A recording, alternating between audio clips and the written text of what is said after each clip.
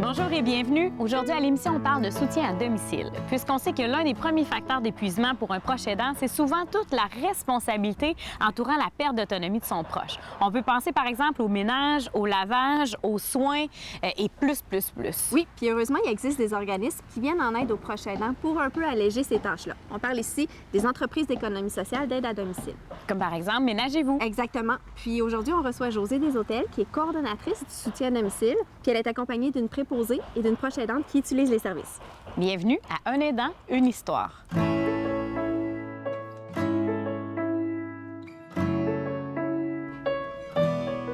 Alors oui, comment on peut finalement alléger le quotidien des proches aidants? Hein? Comment on peut les aider à prendre peut-être un peu plus soin d'eux? Aujourd'hui, on rencontre Josée Deshôtels, qui est coordonnatrice aux soins à domicile pour l'organisme Ménagez-vous. Donc vous réussissez à soutenir, à venir en aide aux proches aidants. Oui, bien, Ménagez-vous, c'est une entreprise d'économie sociale une entreprise d'économie sociale, dans le fond, c'est une entreprise qui est gérée par un conseil d'administration qui est pas, le but n'est pas de faire des profits, c'est social. Donc, le but est de redonner à la communauté. Nous, on offre 3 services. Le maintien à domicile est super important pour nous. Fait qu'on offre 3 services, là, vraiment. Ménagez-vous a été ouvert en 1998 avec l'entretien ménager. Donc, il y avait vraiment, c'était des femmes qui étaient au foyer, puis ils faisaient un retour au travail. Donc, Ménagez-vous a été établi à ce moment-là pour créer de l'emploi dans la communauté. Donc, c'était les femmes qui retournaient sur le marché du travail. Donc, oui. On a créé une espèce de service pour eux autres. Oui, tout à fait. Ensuite, il y a eu le service de la buanderie. Il y a un espace public à la buanderie qui est là, à même Ménagez-vous. En fait, à côté du local de Ménagez-vous, il y a un espace public où monsieur et madame tout le monde peut aller laver son linge. Puis, il y a une cueillette et une livraison qui est fait aussi là, pour monsieur et madame tout le monde, mais surtout, beaucoup de personnes âgées profitent de ce service-là. Oui. Et il y a 2 ans, ils ont créé le service des AVQ et de répit. L'AVQ qui est de l'aide à la vie quotidienne, donc les bains, les levées, les couchers, et tout, les transferts et tout ça. Un peu comme le CIUS fait présentement. Oui. Nous, on fait la même chose. On travaille beaucoup en collaboration avec le CIUS. Et le service de répit, parce qu'avec Appui Mauricie, on a eu une subvention pendant 3 ans où ce qu'on peut offrir des services à faible coût aux personnes proches aidants. Puis quand on parle de services, on parle de gardiennage, surveillance, puis aussi de répit-stimulation, c'est ça? Oui, mais en fait, nous, la surveillance, on ne rentre pas ça dans le répit. Pour nous, la surveillance, c'est un autre. C'est vraiment du répit court terme. Comme on se disait, on aimerait beaucoup... en fait, on pensait beaucoup que le répit serait du répit de précocité, ce qui veut dire être là de temps en temps pour les gens. Mais on se rend compte que le besoin est tellement grand qu'on est dans l'intensité de service. Donc, beaucoup des personnes sont en fin de vie ou qui s'en vont avant d'être institutionnalisées. Quand on parle d'intensité, ça veut dire que vous êtes là souvent. Oui, c'est ça. Oui, Okay. tout à fait. Et on a avec nous Mme Vinet, qui justement est préposée aux bénéficiaires. Donc, vous allez rencontrer les proches aidants pour les soutenir. On a Mme Delisle qui est avec nous, donc Mme Delisle qui reçoit les services de Ménagez-vous pour pouvoir prendre du temps pour vous, pour pouvoir partir peut-être des fois l'esprit un peu plus tranquille. Vous recevez ces services-là. Une gardienne pour moi. J'appelle Josée, puis elle me trouve que comme demain, c'est approche, là. Oui. J'ai besoin d'une gardienne pour vendredi. Mais en fin de compte, elle dit, je vais essayer de t'en trouver une. Elle dit, c'est pas facile. Puis là, je l'ai rappelé, j'ai dit, c'est plutôt demain, on a besoin d'une. Fait que là, elle l'est pour demain aussi. Ça, je suis contente parce que les aidants naturels, ils en donnent, mais pas. Ils ont vraiment de gardienne de jour. Okay. Le soir, je suis capable d'avoir une, j'ai tous les mêmes. Tandis que dans le jour, on n'a pas de gardienne. Puis c'est dans le jour, des fois, tu as une invitation, tu ne peux pas y aller, tu n'es pas passé à regarder. Moi, je suis chanceuse d'un côté parce que ma soeur reste en haut de chez moi. Puis bien souvent, comme l'été, ça va bien, là, elle rouvre sa porte en haut, moi, je rouvre ma porte d'en bas, puis elle est toujours assise dans le balançoire, fait qu'elle guette. Fait que c'est ma soeur, bien souvent, qui garde. Je fais ses commissions, c'est mes commissions aussi en même temps. Parce qu'il faut dire, en fait, vous êtes la proche aidante de votre mari qui est atteint de la maladie d'Alzheimer, c'est ça? Ça fait combien de temps à peu près que vous jouez ce rôle-là? Pour que je suis plus capable de le laisser tout seul, ça fait 2 ans. Okay. Là, ça me prend toujours quelqu'un pour rester avec lui. Mais ça fait 5 ans que c'est commencé. Ça a commencé par Christiane Guilbeault, parce qu'elle me disait, viens donc. Des aidants naturels? Oui, elle dit, viens aux aidants naturels. Mais je disais, il n'est pas assez avancé. Mais au début, c'est parce qu'il faisait des propos, il me disait des affaires pas correctes, mon mari, tu sais. Des propos que c'était pas le fun à entendre. Là. Fait que je me suis dit, bien, je vais y aller, j'ai besoin d'aide. J'ai été suivie 3 mois là-dedans. pour ça. Après ça, ça s'est replacé. Là, il ne fait plus rien de ça. Il ne parle plus. Premièrement, il n'est plus capable d'avoir des conversations. Il essaie de me parler, puis il n'est pas capable. Il n'est plus capable de dire aucune phrase. Fait que c'est ça, j'ai besoin d'aide pour sortir. Il faut que je sorte de la maison. Puis là, j'ai eu en bout d'avoir une place pour le placer 10 jours. C'est ça, le CLC, ils disent tout, le gouvernement ils disent tout le temps, gardez-les à la maison, gardez-les à la maison. Oui, mais ils ne payent pas assez pour qu'on le garde à la maison. Ça coûte cher, là. Tu sais, c'est correct, ils me donnent un certain montant pour quand j'ai besoin d'aide, mais ils calculent nos revenus, mais ils ne calculent pas nos dépenses que ça coûte dans l'année, là. Moi, je ne peux pas le placer avec ce qu'ils me demandent par mois, là. C'est impossible. Parce que présentement, les services que vous recevez de la part de Ménagez-vous, c'est des services que vous devez payer de votre poche, mais avec un certain coût réduit avec la subvention. C'est bien ça? Oui. En fait, il y a 2 subventions applicables. Quand il y a Appui Mauricie, comme je disais tantôt, pour une période de 50 heures par année, nous donne une subvention. Et il y a le PEFSAD, en fait, qui est applicable aussi sur l'entretien ménager, sur la buanderie, qui est l'exonération financière de la RAMQ. Donc ça, c'est applicable vraiment pour les AVD, de l'aide à la vie domestique. Donc, ils peuvent utiliser tous ces services-là, ce qui fait que l'entretien ménager et la buanderie reviennent à vraiment un faible coût. Et le répit aussi pour une période de 50 heures. Après 50 heures, on est obligé d'enlever le fonds appui, la subvention. Madame Vinet, vous êtes préposée au soutien à domicile, puis vous allez des fois chez Madame Delisle.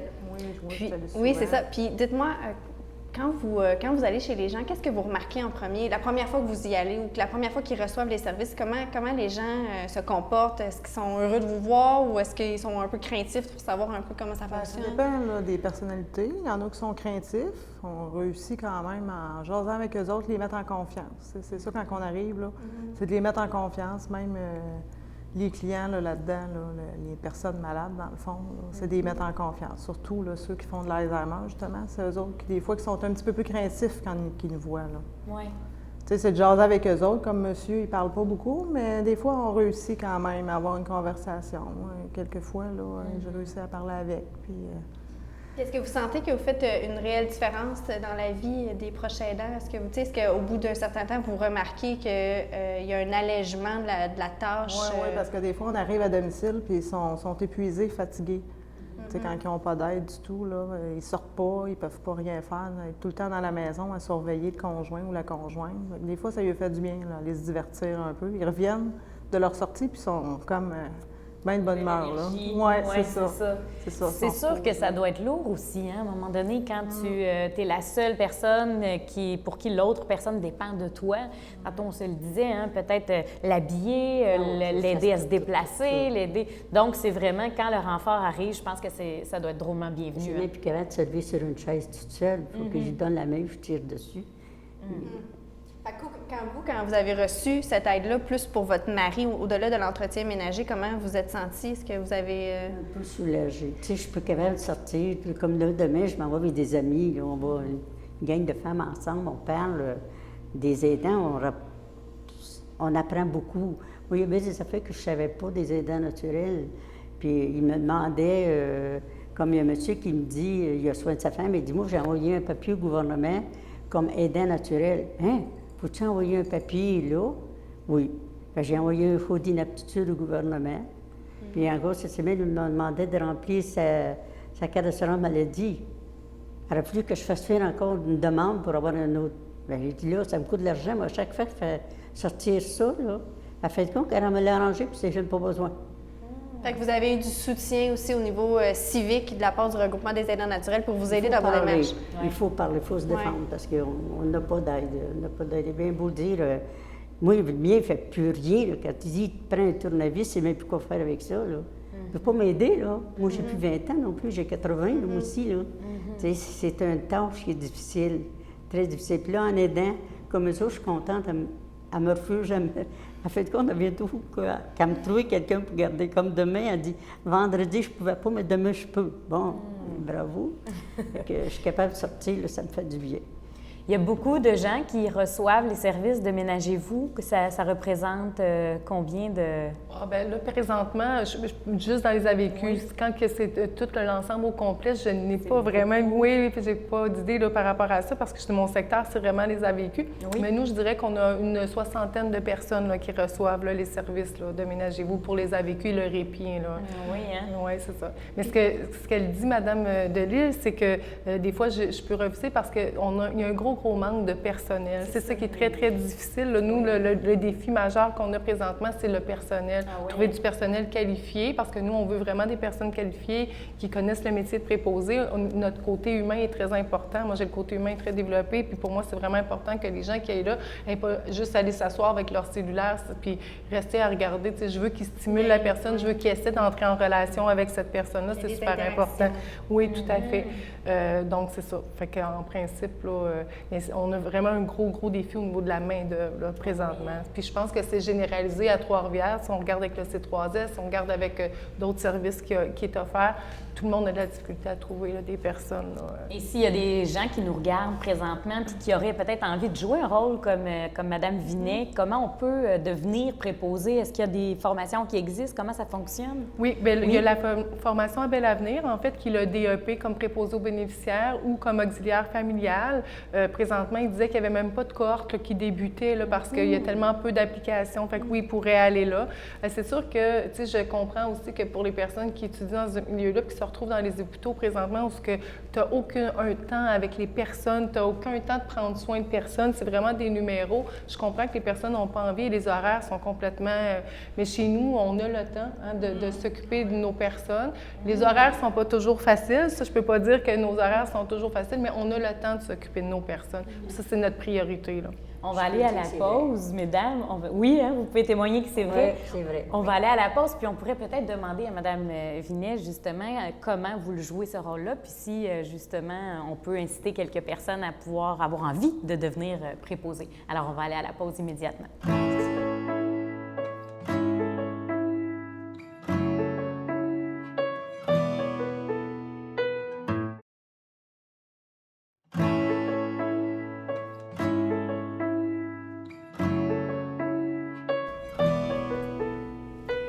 Donc, c'est possible de trouver de l'aide quand on est proche aidant. Hein? On a du soutien. Il existe différents organismes qui viennent en aide.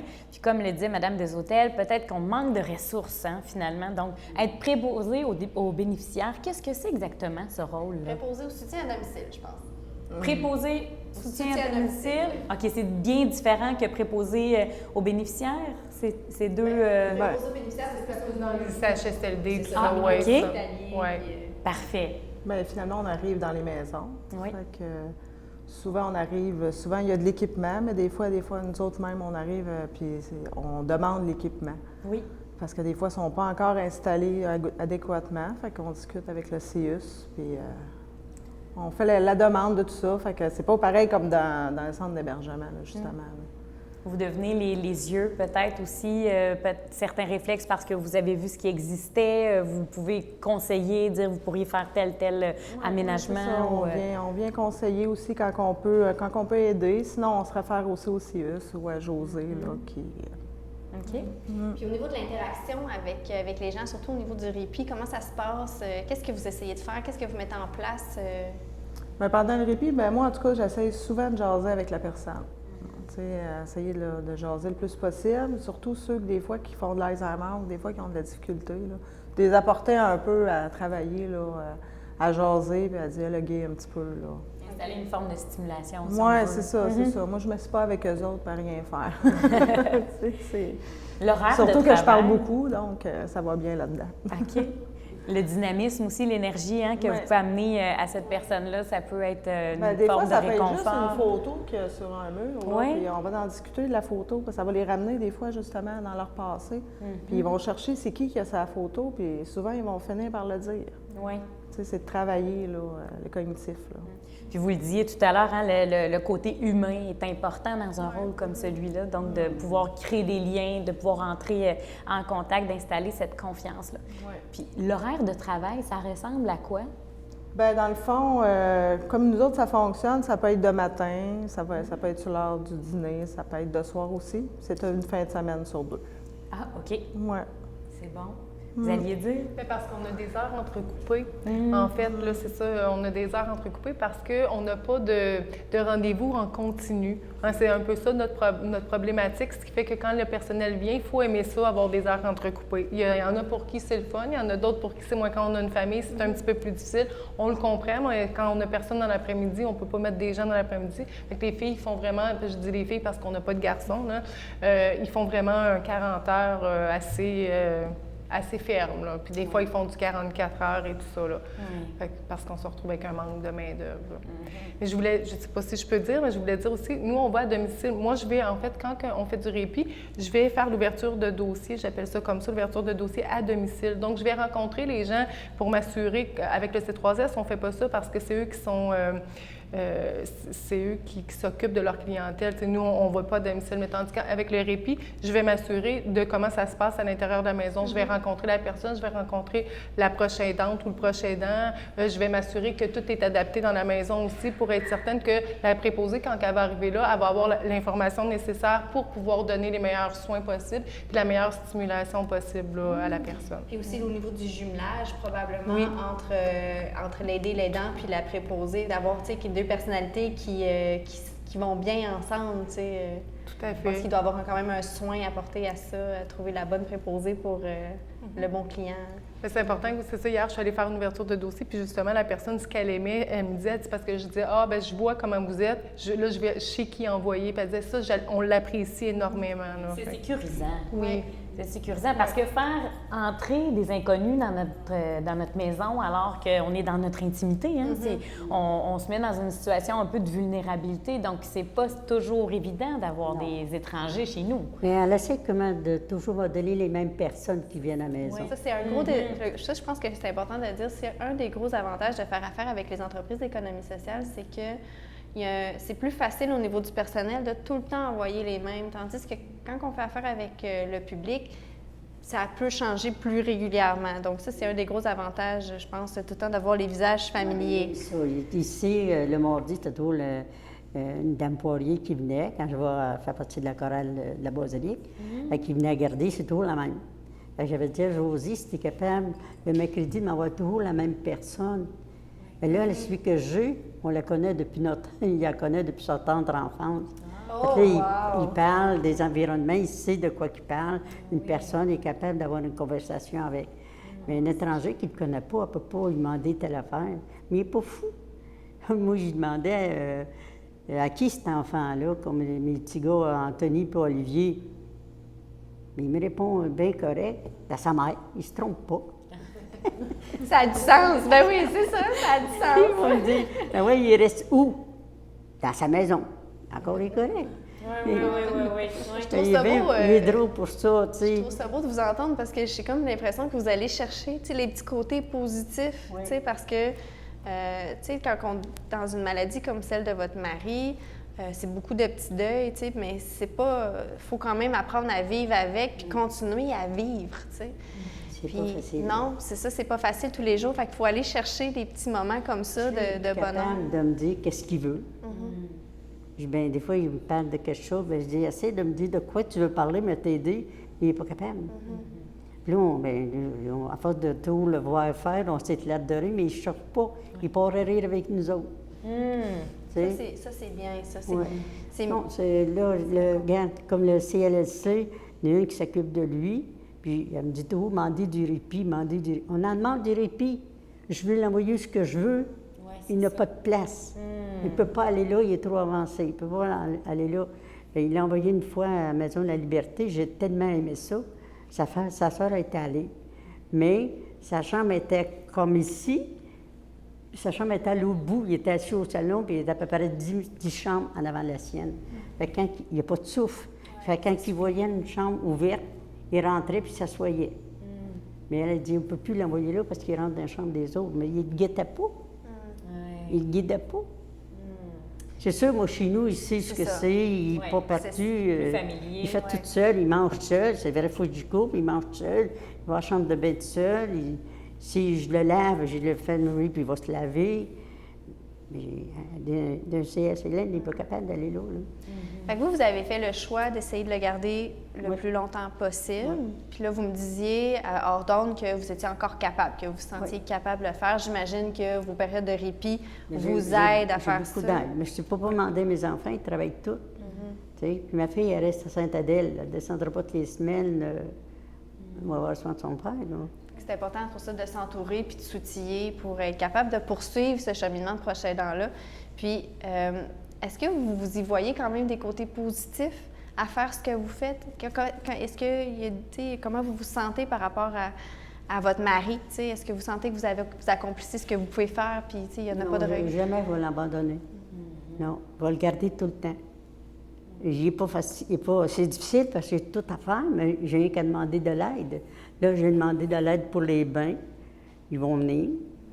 Elle me parle le matin, puis elle dit « Oui, tu vas l'avoir. » Elle dit « On fait des démarches pour ça. » Puis là, elle réussit à me trouver une place. Moi, j'ai dit « Si tu veux l'envoyer en répit, au camp. Je veux pas qu'il y ait en dehors, en centre-ville. » Rester près de chez vous. Et en fin de compte, on va l'envoyer à Myosotis, là, pour 10 jours. 10 jours, j'ai le temps de... 10 jours, hey, c'est des longues vacances, ça. Oui, c'est ça. C'est des bonnes vacances pour vous. 10 jours par 2 mois, je vais le faire. Ça doit être toute une logistique quand même pour ces organismes-là, pour ces établissements-là, parce que les demandes, on le voit, hein, la population est quand même vieillissante. J'imagine qu'on veut de plus en plus garder les gens à domicile. Donc, essayer de trouver les meilleurs moyens. Si aiderait plus, c'est sûr que le monde gardera le malade chez eux. Mais en fait, ce qu'on trouve intéressant dans le type d'émission qu'on fait, c'est de sensibiliser les gens, c'est d'éveiller des consciences, c'est d'éduquer aussi, hein, parce qu'on ne le sait pas nécessairement, ça nous arrive, puis on ne sait pas quel chemin prendre, à qui on peut demander de l'aide, comment on peut en recevoir de l'aide. Vous êtes dedans, j'ai l'impression que vous êtes dans les premières années, peut-être un peu plus, où est-ce qu'on installe tout ça, qu'on essaie de mieux comprendre. Il y a du chemin encore à faire, mais le fait que vous participiez aujourd'hui, que vous en parliez, qu'on ait aussi d'autres sujets d'émission qui abordent cette situation-là où on garde nos personnes aidées à la maison puis qu'on essaie de soutenir les proches aidants, je sens qu'on va probablement peut-être voir de l'évolution au fil des années. Je ne sais pas ce que vous en pensez. Bien, on espère. Écoutez, Oui, c'est hein? difficile parce que je vois effectivement la population est très vieillissante. Hier, la dame que je vous parlais tantôt, elle avait 98 ans. Donc, 98 ans. Et puis, j'en vois de plus en plus des gens qui ont 95 ans passés, là, qui restent à domicile. Je suis impressionnée. Vous avez l'air en pleine forme aussi, donc vous allez être là encore longtemps, oui. C'est ça. Puis, je vois des centenaires, puis tout ça. Puis, je me dis, mon Dieu, est-ce qu'on va réussir à tout garder ces gens-là à domicile? Je ne sais pas. J'ose espérer que ça va aller de mieux en mieux, mais je trouve ça préoccupant présentement. Je vais avouer que je trouve ça assez préoccupant, la situation de tout comment ça se passe au niveau public aussi. C'est pas évident là, à gérer ça, mais comme vous dites, c'est une logistique incroyable. Là. Vraiment, je pense que tout le monde met de l'eau dans son vin puis veut faire le mieux possible. Je pense que tout le monde a à cœur les personnes et tout ça, mais peut-être que... Tout le monde, à sa façon, essaie de prendre soin. Hein? C'est ça. On prend soin de notre personne chère. Vous, d'autres gens, essaient de prendre soin de vous. Vous tentez de prendre soin de vous aussi. Oui. Je peux pas dire que je vais plus avoir soin de mon mari quand ça va faire 60 ans qu'on est mariés, là, en fin d'août. Tu sais, je peux pas dire, je vais m'en débarrasser de même. Non, moi, je vais le garder autant que je vais être capable. Merci d'avoir été avec nous. Merci beaucoup. On souhaite de trouver ensemble, en tout cas avec les gens qui sont sensibilisés à ça, de trouver les bons chemins, les bonnes façons de faire pour qu'on puisse tout le monde vivre heureux dans ça, puis faire en sorte que notre société puisse continuer de s'entraider de cette façon-là. Merci beaucoup. Continuez de nous suivre. Un aidant, une histoire, bien, c'est à suivre.